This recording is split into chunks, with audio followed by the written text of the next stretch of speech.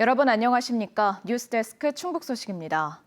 김영환 지사가 청주 당산벙커 일대에 추진하는 새 도심 랜드마크 문화의 바다 사업에 대폭 수정이 불가피해졌습니다. 조건부 승인된 행정안전부 투자심사에서 전망대와 벙커 승강기가 들어설 당산공원 권역 전체가 제외된 건데요. 480억 원대였던 사업 규모도 대폭 축소될 전망입니다. 정재훈 기자가 취재했습니다. 480억 원을 들여 청주 원도심을 도보 관광벨트로 묶는 문화의 바다 사업은 크게 세 권역으로 구성됩니다.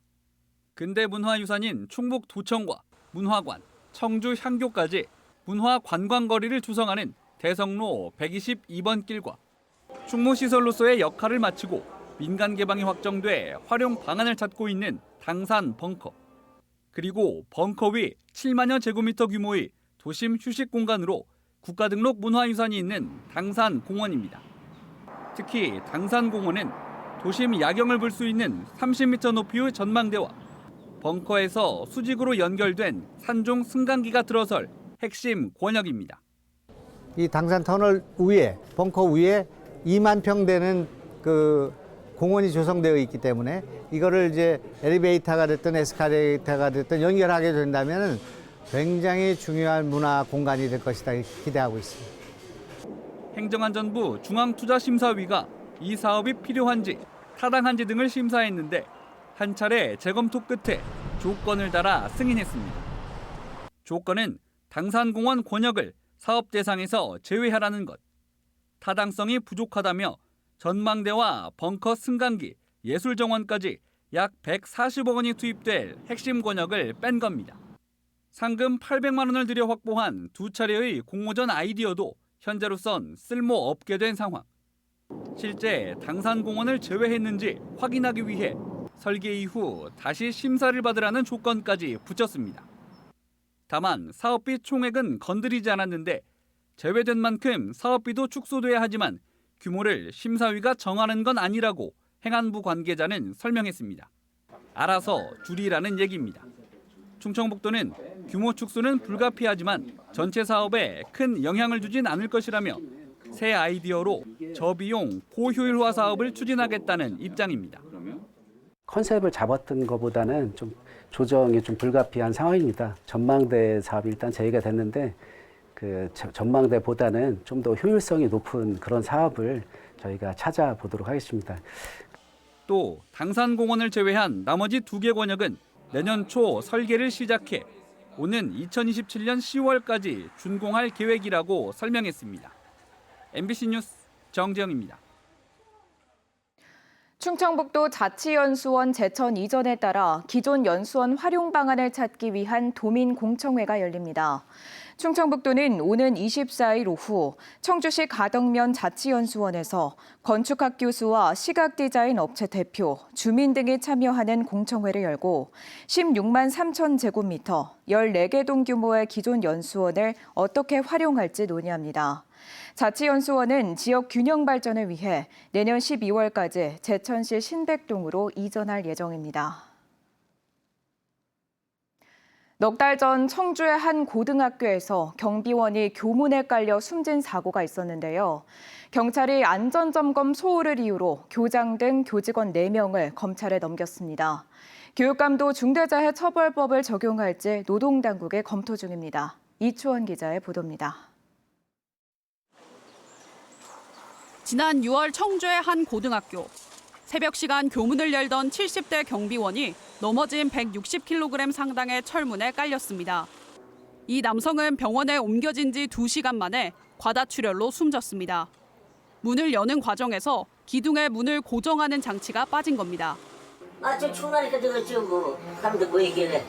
뭔 일인가 아닌가 그때 사고 났다는 얘기만 들었지 뭐.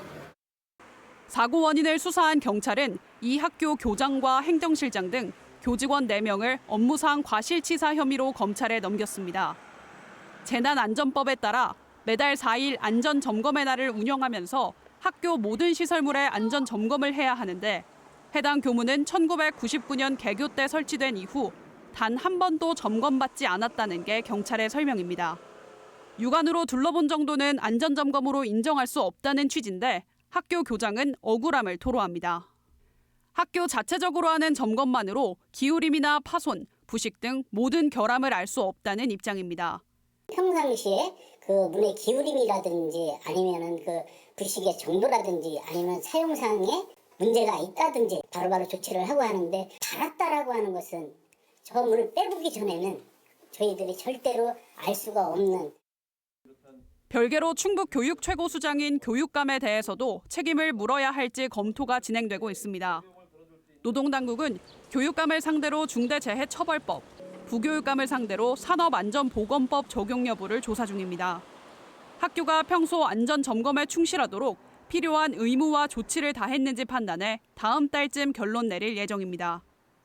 한편 경찰은 잠긴 교문을 잡고 흔들어 사고 원인 제공자로 의심받았던 주민 2명에 대해서는 인과관계가 입증되지 않았다는 등의 이유로 형사사건에서 제외했습니다. MBC 뉴스 이초원입니다.